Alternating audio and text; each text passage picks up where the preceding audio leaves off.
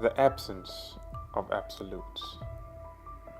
Everything is relative is a phrase that we hear so often, as if all objectivity dissolves in the face of the individual reality, where everybody's opinion counts equally.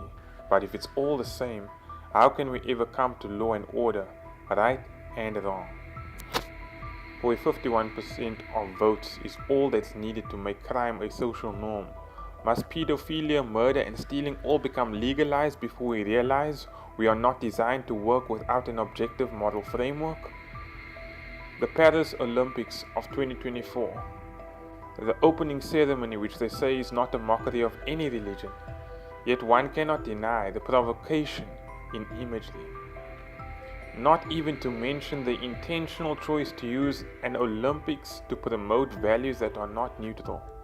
Is it not a clear agenda being peddled?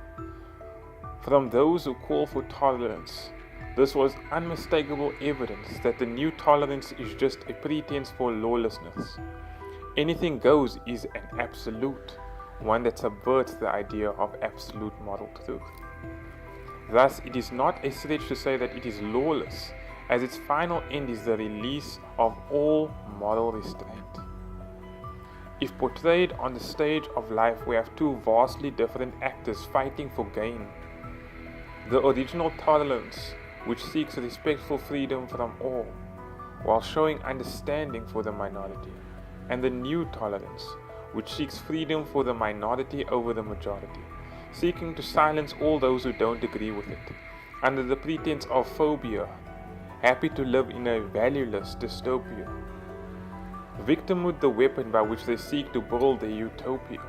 The three-headed monster of victimhood, class, race, and gender, rears its head against all moral freedoms, the weapon of the oppressed in order to bring into submission the oppressor. If life is a definition of the oppressor and the oppressed, at which point do we know when equality has been reached?